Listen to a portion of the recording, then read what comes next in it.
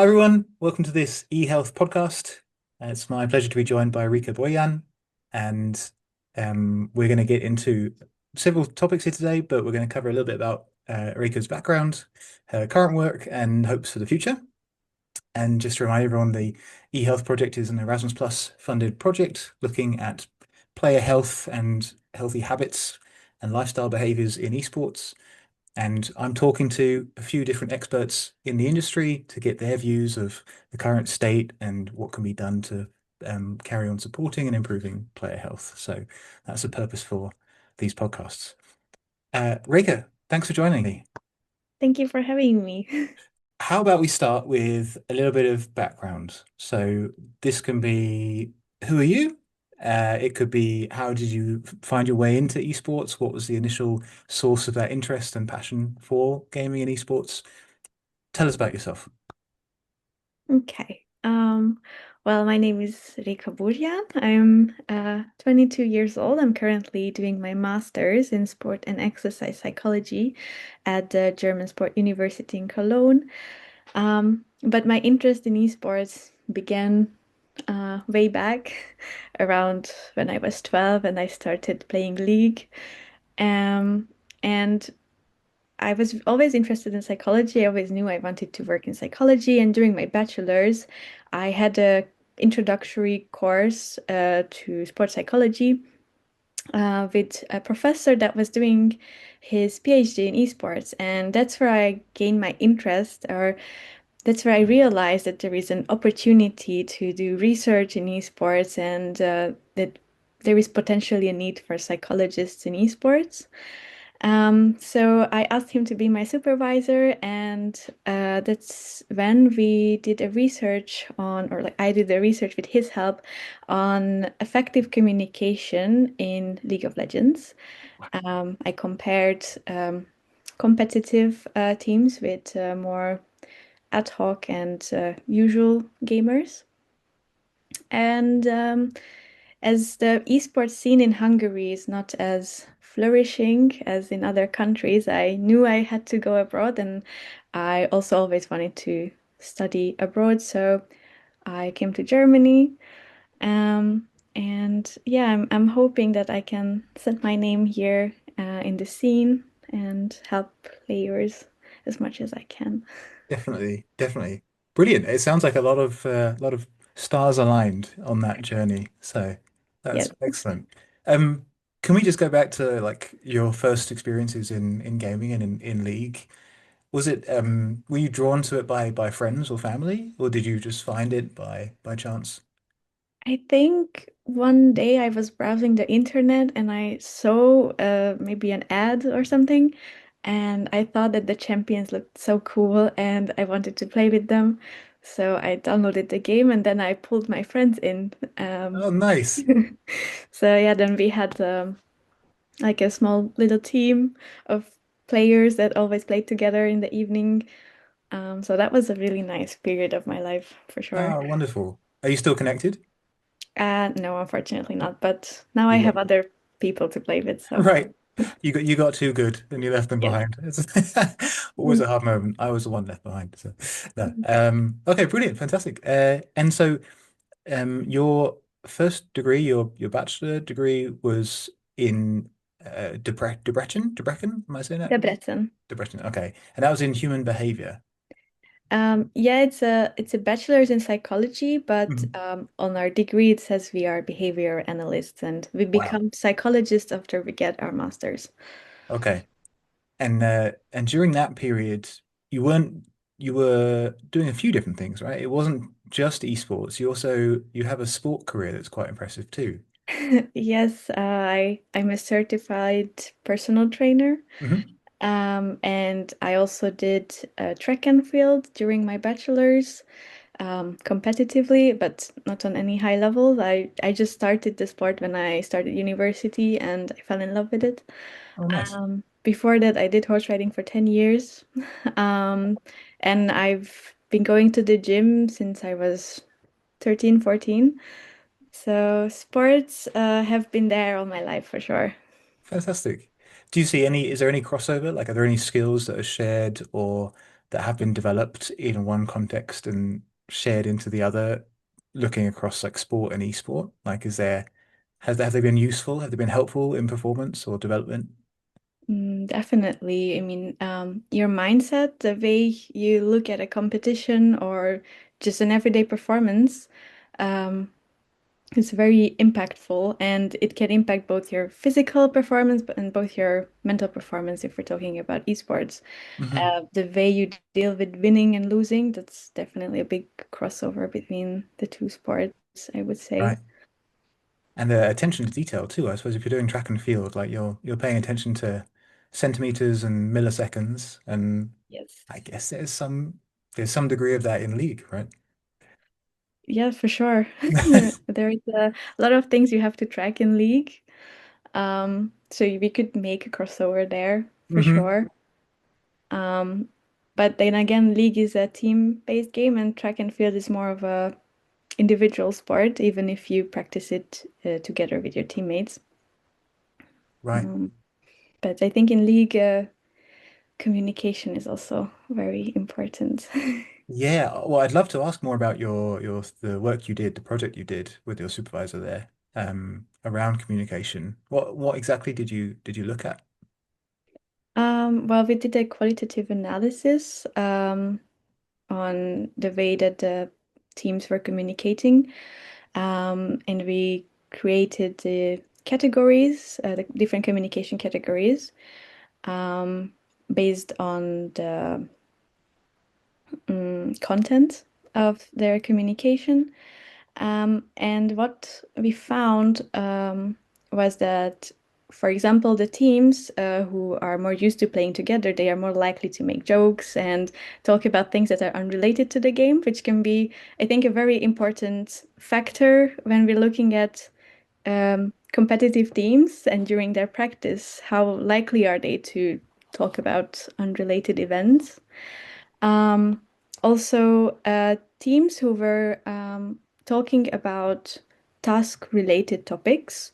So, for example, letting the other person know that they are about to gank or talking about strategies, they were more likely to win than those teams who were just focusing on jokes and unrelated Ah, things.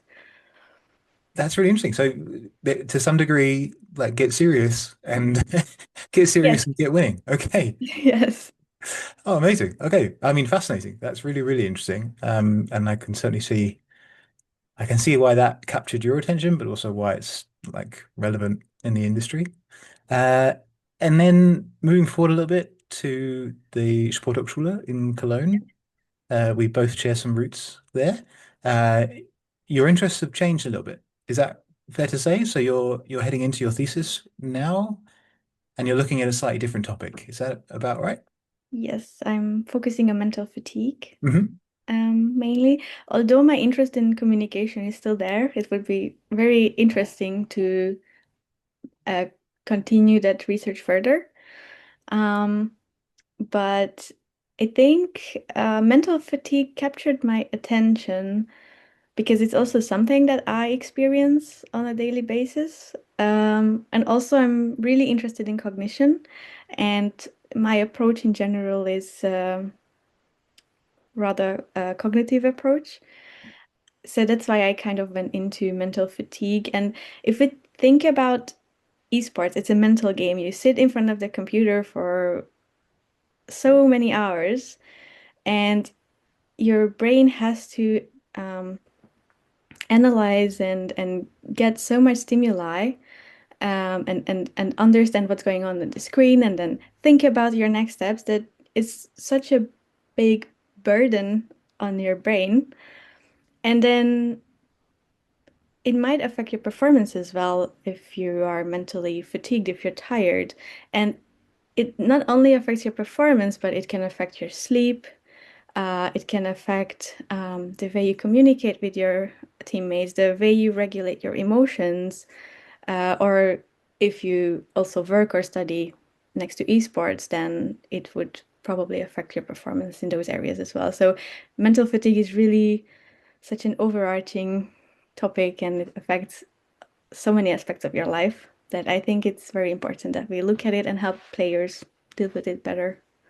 Yeah, absolutely. I couldn't agree more. And now that you're saying that, it brings up moments where I've been struck by a player, for example, saying that they were maybe even just too fatigued, too tired to sleep. Like they couldn't actually, they were so drained from their day, but they still couldn't completely rest. They couldn't switch off. There was like a yeah, it was striking that they put so much into it. They were like their day or their week was so full of training and that sort of cognitive demand, mental demand, but they still couldn't switch off and get a good night's sleep. So yeah, I mean the dynamics there are fascinating. And so in looking at that, you're going to be looking at in an applied way. You'd like to look at maybe solutions or strategies to help or how to better understand it.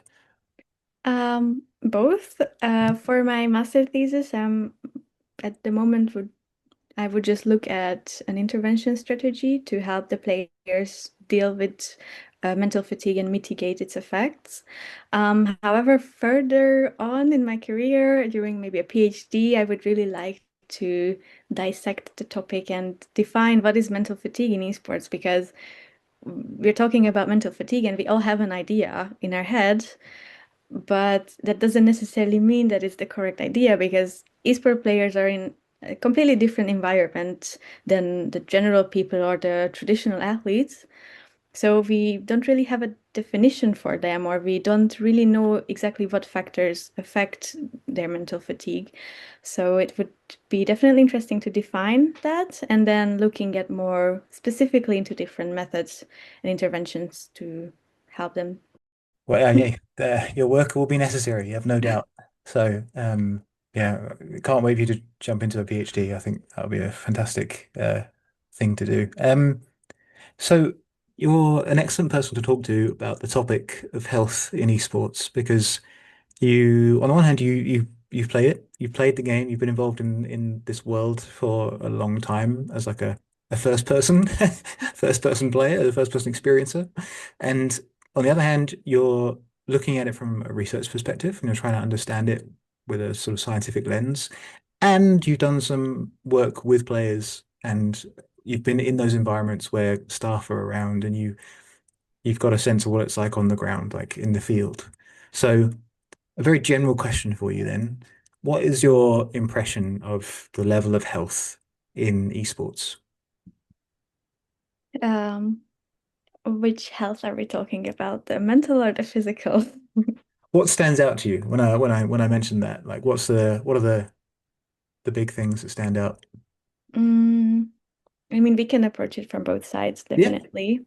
Um, Based on my experience, based on what I see in my friends or what I've seen in the applied work, physical health is definitely a big topic Hmm. because after sitting at your computer for, I don't know, 8 hours straight, it's understandable that you don't want to go for a run. Hmm. But it's also important to keep in mind that in order to be able to sit at your computer for 8 hours straight, you need to have strong core muscles. You need to have strong hip muscles. You need to train your physique. And you need to strengthen these muscles so that later on in your life you won't develop back problems, for example.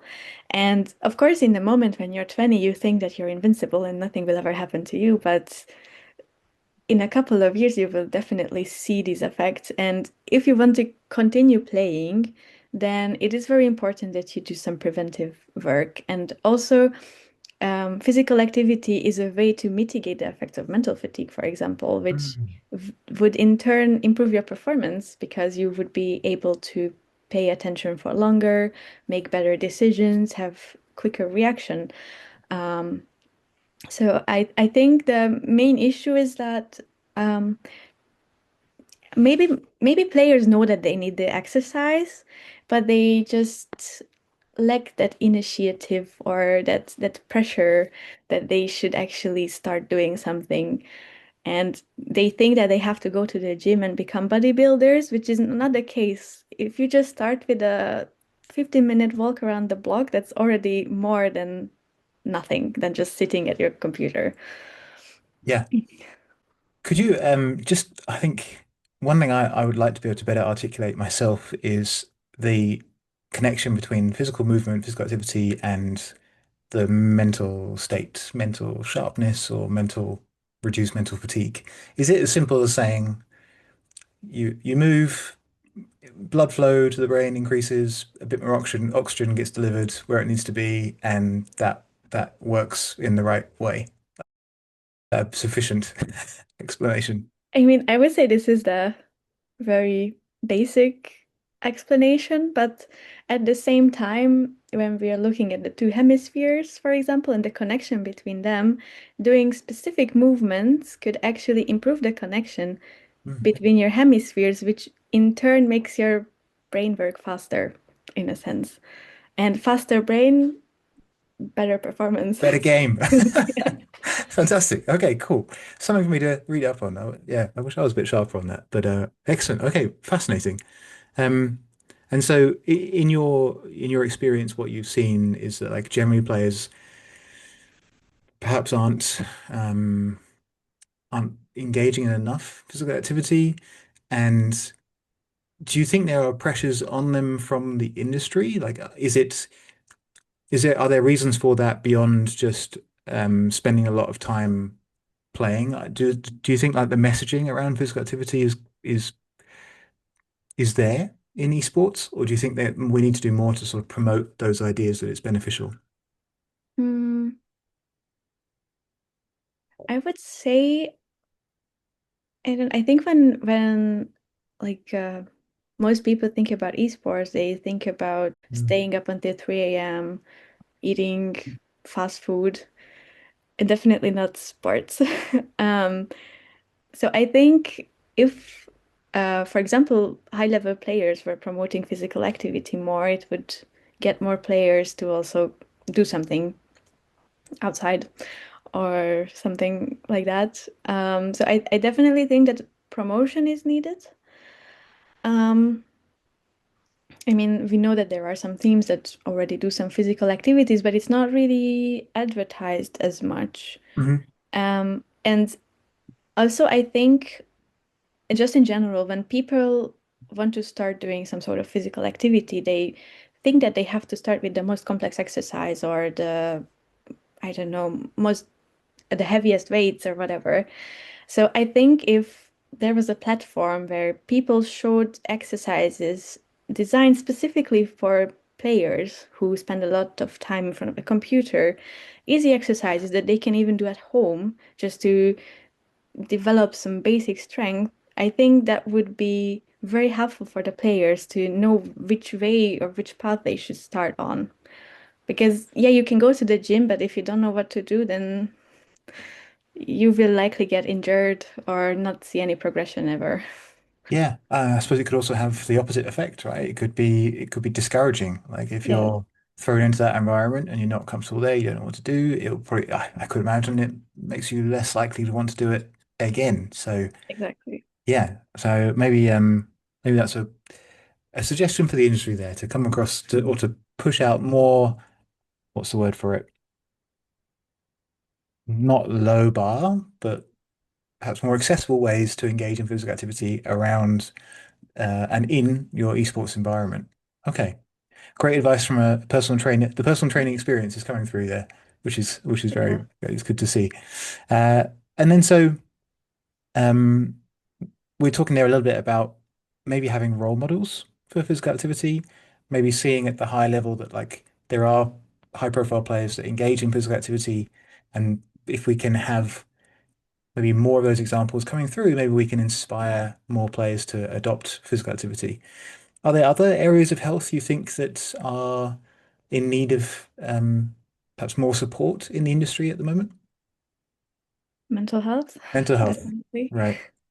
Um, Emotion regulation, for example, is one thing. And even though we see more and more females in the scene, which is Hmm. amazing, and we all know that like the percentage of players are around 50-50, still esport in itself is quite male dominant. And research shows that men are less likely to reach out for help, which can lead to depression and in very extreme cases to suicide. Um, that's why I think promoting mental health, having accessible support to players is very important so that we can prevent all these mental health disorders happening, for example. Yeah. Yeah, I definitely agree. I happen to be involved with two Erasmus Plus projects, the eHealth project that this podcast is for, and the GG project. And the GG project, the Good Game project, is looking at exactly that, how to promote mental health amongst esports players. And part of that was a survey recently, or I think beginning of last year, it was wrapped up, over 1,000 players, and there were some striking results there around depressive symptoms, and some of the roots appear to be things like, yeah, not like sleep was a big issue. Sleep disturbance was a big issue within that, and yeah, other factors in there, high anxiety and or higher than you might expect in a more general population. So yeah, I think there's maybe lots of areas to work on in that. What about, are there some positives within esports for health? So, I mean, you mentioned playing with friends. Like, does esports offer a stronger social connection than maybe sometimes sport can do? Mm, I mean, yeah, you can definitely reach more people. As Hmm. you play, you meet players that you enjoy playing with. You might add each other on Discord or any other platform, and they might be living on the other side of the world, Right. but you become somehow best friends. So that's definitely something that in traditional sports you would have to travel to actually meet these people. So esport definitely offers a way to make friends. And also, if you think about it, it's also a form of stress relief if it's within a healthy amount. Hmm. Um, because after a day of working, being stressed, you can get home to your PC and play some games with your friends, for example, which is again a form of regulation to talk to your friends, play together, have fun. Um, but it should not be done in an excessive amount because then it can again turn sideways. Yeah, absolutely. Yeah, it feels like timing feels like quite an important thing here. So, Yes. um, yeah, breaking up blocks of like prolonged blocks of play, maybe putting some physical activity breaks in the middle. Um, Being aware, like self-awareness pops up at quite a lot. So being aware of your state, your mental and physical state, and maybe what your body's asking for and what your body needs. The posture one, you just got me thinking. I've just sat up in my chair. I was thinking, trying to strengthen my postural muscles. So, but yeah, okay. So timing, I think, is quite an important one. It sounds like. Um, and what's your perspective on things like nutrition and hydration and issues around that? Do you have a feeling for whether it's good, bad, or depends on the person in your experience? Um, yeah, I think when I was working with the female team, like the girls were really trying to get good nutrition, some exercise, etc., etc. But when I think about my experience with my friends, for example, nutrition is a topic for sure. Okay, well said. Uh, the jokes around energy drinks, Hmm. um, getting fast food at 2 a.m. in the morning because why not? Um, and yeah, it's fun. Of course, it's yummy. But if you want to improve your performance in esports, you need to um, aid your brain, and you can support your brain with good nutrition because some foods like antioxidants, for example, are very great for your cognition to have a faster brain, for example. Drinking water to keep yourself hydrated is again, it has an effect even on your mental fatigue, um, on your sleep, on everything. Yeah. If you're not hydrated, you feel more tired, you feel slower. And yeah, of course, you can drink caffeine to a certain extent, but well, maybe your heart will not like it on the long term if you Hmm. live off of caffeine.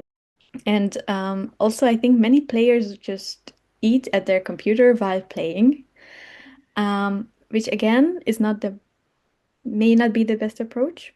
Because if you take the time to actually eat your meal, to pay attention to what you're consuming, to pay attention what you're eating, um, you're less likely to snack later because you're not mindlessly just eating while playing. You're actually giving the time for yourself to eat the meal, to digest, um, which is then good for your body mass, for example. Yeah. It's the cinema phenomenon, right? It's if I'm sitting in Yeah, a cinema watching a big screen, I can eat my body weight in popcorn. But if you exactly. yeah, sat me in a library just looking, yeah, well, yeah, that's probably not the right example, but okay, interesting. Do you have any strategies off the top of your head that would help in one of these areas? Is there anything that a player listening to this podcast might be able to pick up and just have a go at doing to improve these areas? Mm, start small. Start small. Very nice. Because again, nutrition, when we think about nutrition, everyone thinks that, oh, now I have to change my whole life, everything I eat. And that's unrealistic. No one's ever going to do that or stick to that. But for example, if you like eating chips, maybe instead of eating a whole bag of chips, add some nuts instead. Or if you like sweets, I don't know, maybe have a Greek yogurt that is rich in protein and add some chocolate on the side. So Hmm. try to balance your meals with these small steps to get enough protein in, um, and switch to water instead of sugary drinks. So the same with exercise. You don't have to go to the gym for an hour. You can also start with a 10-minute walk when you take a break. Um, so it's really about starting small, having goals. Um, so have the big picture in front of you, but also set those small goals and how to actually get there, because no one gets there in one step. Yeah, well said. I like that. On the waterfront, I think that's one where, whilst I tend to consume water much more than anything else. Sometimes I lose track of how much I'm consuming in a day. So I have a Mhm. water bottle, quite a big water bottle on my desk right now. And I was once talking to a player who was trying to move away from sugary drinks, and even a high amount of caffeine intake. And his strategy to keep track of how much water he would drink in a day is to fill up 3 liter bottles and have them all ready on the desk for the day ahead. So of course they might be warm and not, if you're like it refrigerated, it's not going to be that. But at least he could say very precisely how much he drunk in that day. Um, the only mistake then is if you play late into the evening or late into the night and you forget to empty them, and then you don't start the day on the right note with the fresh 3 fresh bottles of water, you might lose track. But I thought that was quite a why not start there if you're trying to increase the amount of water you consume and keep track of it. So yeah, but okay, brilliant.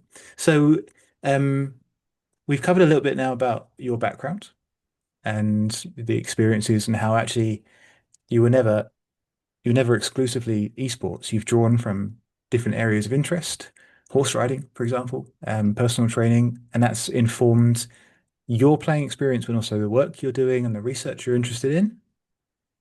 You're soon to finish your master's, and wishing you all the best with that. And there's a PhD on the horizon, we hope.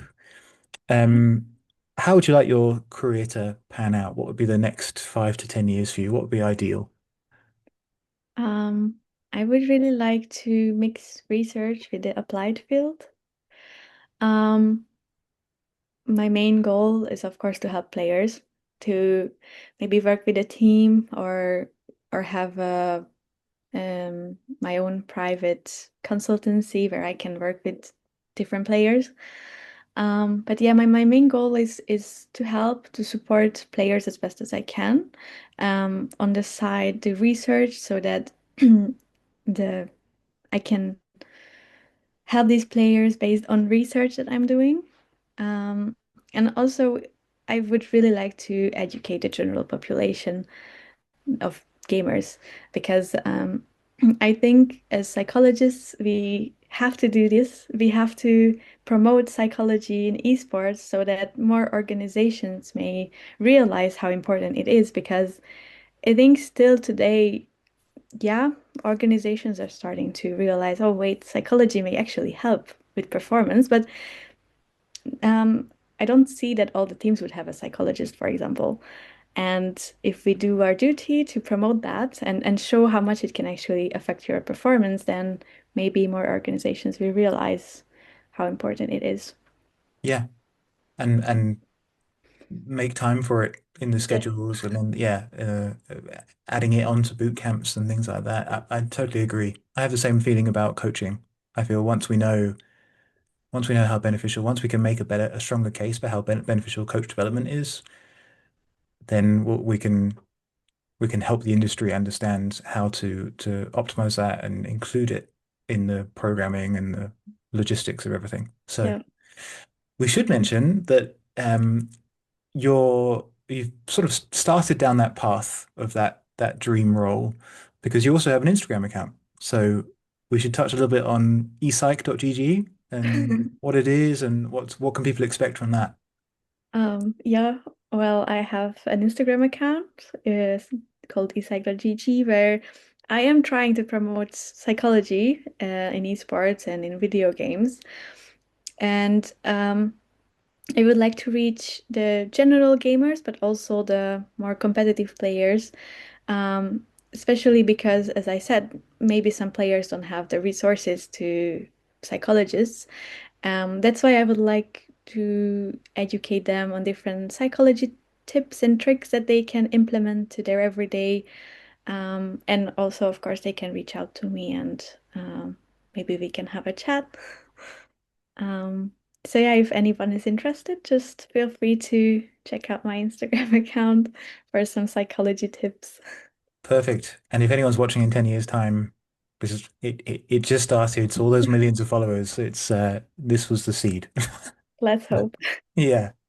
Brilliant. Okay, brilliant. So we've covered a lot. Is there anything left that you think needs to be said or that you'd like to share around the topic of health in esports? Um, yeah, I would just say that just touching on coach development as well, that esport in itself is a rather new field of sports. Therefore, there aren't really any structures or guidelines on how an esport org should work, for example, or how coaches should be educated. Or in some countries, you can't even get a certification that you're an esport coach.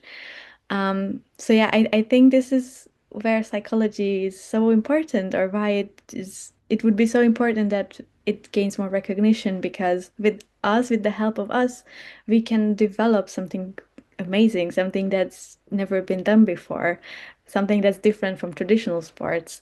And because it's so new, we can still create it to the way we want it. Um, Oh, I love those sentiments. Yeah, that's wonderful, actually. Very inspiring to hear. Like there's still time to build the industry around good practices, like best practices. Yeah. exactly. It's all still forming. And I suppose a part of that as well is doing the right research to understand what's going on and why it might be happening that way.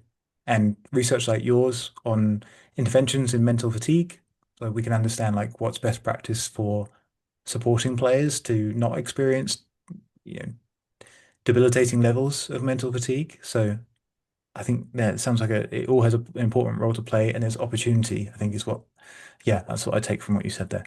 Yeah. Wonderful. Okay, Réka, it's been a pleasure and Thank you. a short and sweet podcast episode as part of this e-health series. But wonderful to get to know a bit more about your background and your motivation and your views and experiences and what you've seen as a player and as a practitioner. So yeah, I really appreciate your time. Thank you so much for having me. Cool.